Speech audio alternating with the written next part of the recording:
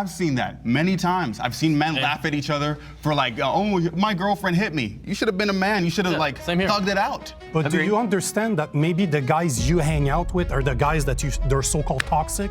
Because the masculine men that I'm talking about would never do that. So I've just made this video because I want to go through a few points from this new Jubilee video, Feminists versus Men Rights Activists. I just don't feel like the men's rights activists made a very good comeback argument on certain areas, or the editing was quite deceptive and cut out their response. And also there was quite a few moments when the feminists were talking just between themselves and there were no men's rights activists over on their side. So I just want to sort of cover what they didn't get a chance to respond to. And also, it is 4v4 in this argument, but one of the men's rights activists is 100% a feminist, so it's more like 3v5. So we'll just go through a few of the points. Men already have all their rights. If you agree, step forward. All right, let's start with you. I hate the name men's rights activists because it does imply that as if our rights are being taken away. The problem that men face is more existential. The patriarchy conditions men or assigned male at birth people. So if you couldn't already tell, this guy is clearly the fifth feminist who's hiding as a men's rights activist. He hates the term men's rights activist, and he also says assigned male at birth people. I mean, the people who use that kind of terminology, that says all you need to know about them. So we're already off to a bad start with this guy. He's not going to get any better. To pretty much just keep your feelings shut down. By age 10, your feelings don't matter. And then 12 through 13 and onwards, you just don't really feel like you matter much as a person. And I don't think anybody's disagreeing with that. Our rights aren't really under attack. Meanwhile, half of Congress hasn't codified Roe v. Wade. They're trying to control women's bodies, and it's just ridiculous. Like, our rights aren't under attack, but a lot of women's rights are, and I think it's important that we fight for that. Right.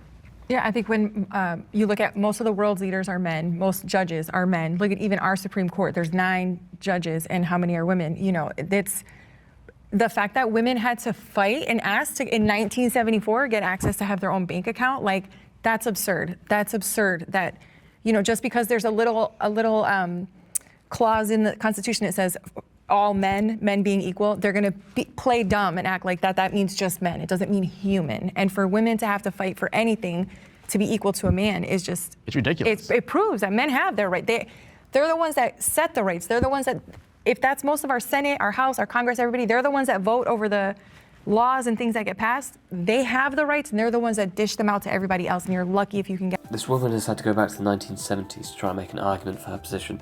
It's been 50 years since women didn't have those rights. They've had them for 50 years. It's not a relevant part of the conversation. Obviously, we're trying to establish what differences there are now between men and women, not stuff that happened in the past. It just doesn't matter.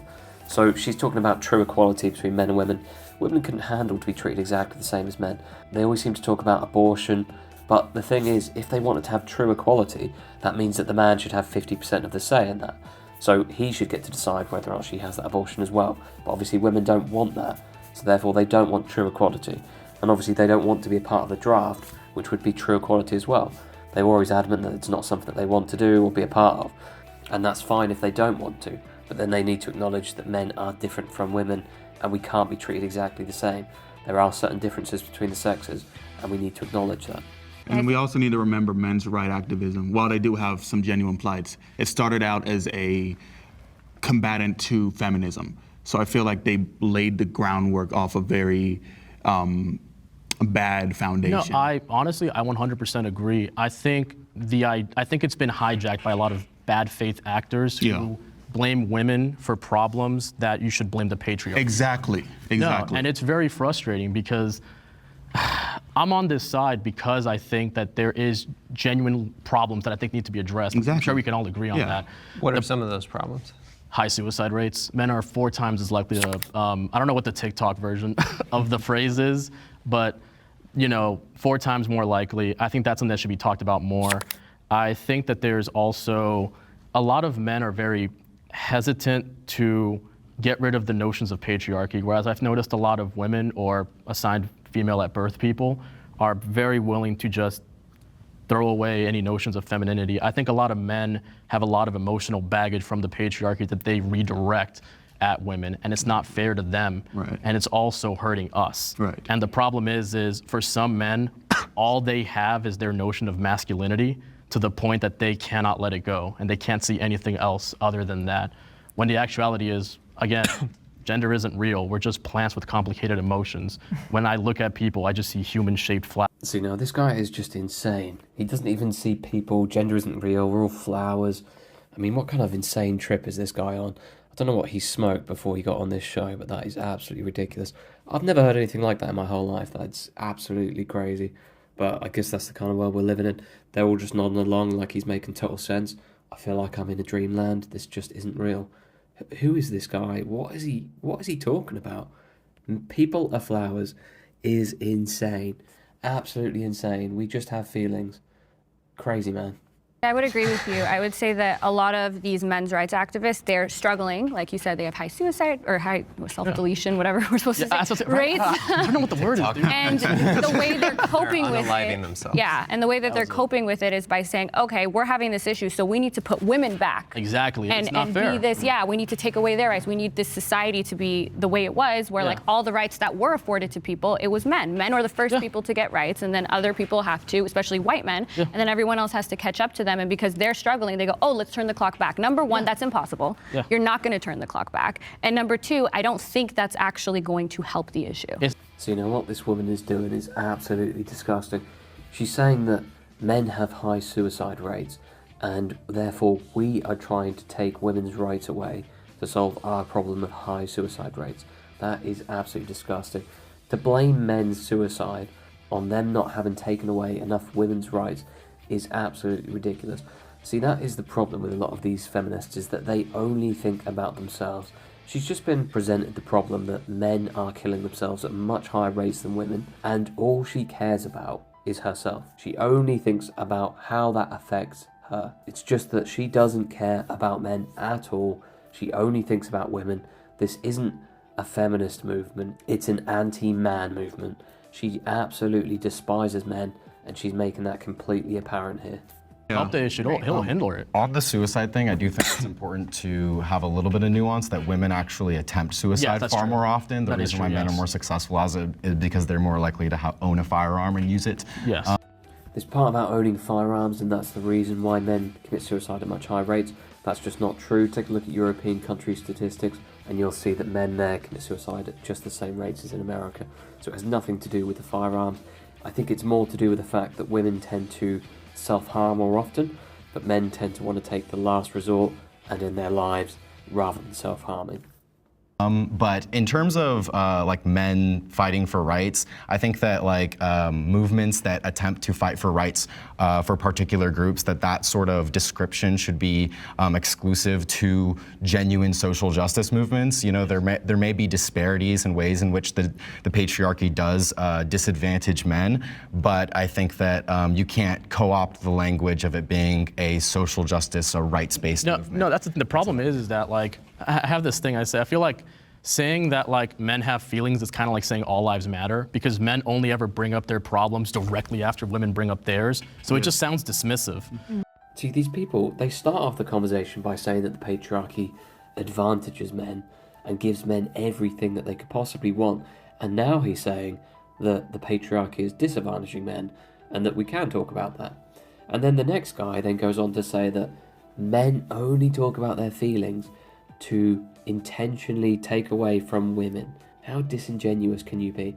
That is one of the most repulsive things I've ever heard a feminist say about men trying to open up and talk about their feelings. I just don't know what's going through these people's heads when they say things like this. There's just no reason to think that men are so evil and awful that everything they do is at every moment always trying to disadvantage women. If a man's had a bad day, he's trying to talk about that. All he's doing is trying to take away from his girlfriend or his wife. That's all he's doing. He only cares about himself. He's only trying to disadvantage a woman. That's all these people think about. They are permanently victims. They can't see themselves any other way. And although these three right now talking are men, these are very feminine men. And they are trying, for the most part, probably to come across this way to appeal to feminist women, to get with feminist women. And it really makes me wonder that there are rational men's rights activists, seeing as yourself, but are these people advocating, the bad actors, for women's rights to be peeled back for them to feel comfortable? I think so, because I think the problem is that a lot of men, again, people who are so rooted in their gender bother me, because it only hurts you. It only hurts other people around you. Yeah, please listen to the guy who thinks that we're all plants with feelings. Why are you bothered by your gender? You're a weirdo. You're a man? Did you care about that? You care that you're a man? Why? Just be a plant, bro. Just be like me, just be a plant. Just cover yourself in soil, dig yourself into the ground, and be a plant and cry. Pathetic. It's kind of like the idea of like, because the problem is that men are allowed to express anger, but they're not allowed to express sadness. Right. Women are allowed to Yeah. express sadness, but you cannot express anger. Or else they get called like a bitch. Yeah, exactly. I've never heard one men's rights activist talk about like men, the loneliness epidemic of men not having friends. without It's blaming always women. like women's Exactly. problem. No, I agree. They don't want to date you. They don't Yeah, want I to know, it's like hook stupid. up They with never you. offer They any never talk solutions. about, yeah. No solutions. exactly. Okay, so this is Exactly. this is a great opportunity to bring in our God. disagreeers, but I ask that we listen to what they have to say before we disagree with them. So the perspective that I come from was about 3 years ago, I wanted to know why men didn't want to get married anymore. I kept hearing men say, I don't want to get married. And it kind of took me down the rabbit hole of family court. I started interviewing men that had been what's called divorce raped. And I kept finding guy after guy after guy that lived a couple miles from his kids and could not see them. It goes back to men should have access to their children. It's 50% their DNA. They should get 50% custody off the bat. And right now, 90% of the time, women get custody. The question was, do men have all of their rights? How can I say that they have all of their rights when I'm finding guy after guy after guy that is devastated he can't talk to his children? I had one guy who the woman got custody, and she ended up taking the kid to a different country, and now his kid doesn't speak his same language. He spent $300,000 trying to get that kid back. I want to look at women's stories as to why they don't want to get married. tried. And I could go interview 1,000 women. You're looking for tried. these It kinds of wasn't- men. What she's discussing are individual and yes, tragic cases, and we can acknowledge that. But what we're discussing is a systemic issue. On aggregate, men and women after divorce, women see a 27% decline in the reduction of their income. They're more likely to be in poverty, and they're less likely Because to get we're remarried. If you go around the world, there are countries that have male-only conscription, countries that have higher pension ages for men. Countries like the US and Canada have certain welfare programs that men are excluded from, domestic violence laws, homeless laws. There are many cases where men do not have access to the same public welfare programs, tax-paid programs. And if you look at something like the draft in the US, people say, well, that's outdated, it doesn't happen anymore. But many countries in the world, included some that are considered like very first world progressive feminist countries, Austria, Finland, Switzerland, they have male-only conscription. And many countries have higher pension ages for men. So there are many examples of countries that have laws that directly discriminate against men. So do we have all the rights? I mean, no, we don't. In the US, I had to volunteer, well, not really volunteer, I wasn't given a choice, but I had to register for the draft. So that's a small example, but it's, you know, one that still goes on today. Going back to the family court thing, because we want to talk about traditional relationships, and that's how it should be. The mom should stay home with the kids, and the dad is the provider and all that. But then when it comes to the family court, we want to be like, oh, dads need 50% custody, but you don't even know your kid. You've been off providing all this time, and the only reason now you want 50% custody is because that's the only thing that still connects you to the woman, or whatever up reason you have. But it has nothing to do with the children at heart. It has to do with, I'm their father, I deserve 50% custody. But where were you the first 10, 15 years that we were raising the kid? This woman is just so malicious and insane. The stuff that's coming out of her mouth is just awful. And the fact is, it doesn't even get pushed back on after this, unless it's been edited out. They just don't push back on what she says here. But she's saying that men are only interested in getting 50% of the custody so they can be closer to the woman and get more control from the woman. That is insane. She's saying that men don't care if they're off providing for their family. Men will make the sacrifice of going and providing for their family if the woman is a stay-at-home wife, so that she doesn't have to, because men know that women want to be with their children. They carry them for 9 months. They want to be with the kids. The men make the sacrifice and go to work and earn the money in those relationships. Some relationships, both will go to work still, and they'll get a babysitter for some of it. Very different, but in this one she's talking about, the man is making a sacrifice. He would still like to be home with his children and spend time with them, but he has to go and be a man and bring in the money. That is the way it works in those relationships, and that is a sacrifice. It is not something he's choosing to do because he hates his children and doesn't want to be with them. He wants to be with them. He chooses to let the woman be with them, so he goes off, he does the hard work, and then he can enjoy the time with them in the evenings and the weekends. That is the sacrifice he's made for the family. It is purely selfless to do something like that. You're giving up all of those memories that you could be making with your kids, so you go out and you provide while the wife can stay at home and make those memories. You're making a huge sacrifice, and this woman is just spitting on the faces of those men who give up everything for their family. It's just ridiculous. Kids. I'm not denying that they need their mothers or their fathers more. Men and women complement each other. That is what I'm saying. Some men are more masculine, some women are more feminine. My girlfriend's more feminine, I'm more masculine. We go very well together because our values align. What is feminine? No, but hold on. What is feminine to me? She wants to take care of children. She wants to So stay. that's feminine. To me, it is. To me, it is. That is what I want in a woman. You can only speak from, I can name you the stats, but I'm talking about me. I'm talking as a person. Name the stats. So what about the Go stats ahead. where all the fathers who leave and don't pay child support? Isn't that far more common than these men who are on Or the street men who because do they're get the fighting rights. for custody, which they only do 50% less than women do? When men want primary custody, they only file the appropriate paperwork 40% of the time. Women do it over 80% of the time, and then they complain that courts don't give you something that you're not asking for. Period. So what are you saying? Men choose not to support their families. They waive responsibility. Far There have more been many often. times That's very they literally sexist to say that, to assume that fathers thank don't you. care about their kids. I mean, No, then why aren't they actively fighting for their It's kids? they because- are. It because- wouldn't be an issue if it didn't happen. It's an issue for a reason. There are lawyers that specialize in this. But it They wouldn't have a It's- business if it didn't happen. I know at least for you and possibly for Pearl, you guys want to reaffirm traditional masculine roles, which does not assume that men are the nurturing ones. And if that's going to be the case, then you're going to continue to run into the problem where men aren't going to get custody because women are going to be seen as the nurturing gender. It's a And so if self-fulfilling you don't- prophecy. So if you don't want that to be the case, then it makes sense to stand with feminists and want to dismantle those sorts of norms and expectations around what it means to be a man and what it means to be a woman. I would say it should be 50-50 custody off the bat. See, now the black guy saying that men aren't actively fighting for their kids, that's the whole point of this discussion.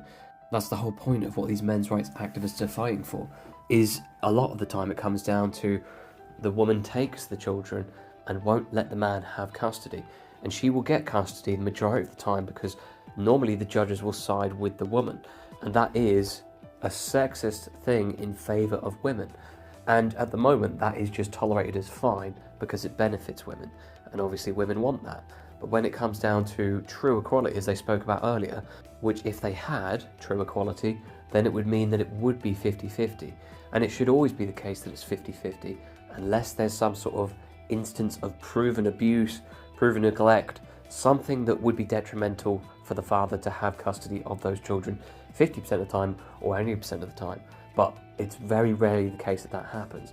It's normally the case that the woman will be granted more access to the children because she can say that the man was off, never at home, he was providing, I've been here with the kids the whole time, they don't have a strong relationship like we do. Yeah, because the man wasn't there, he was working.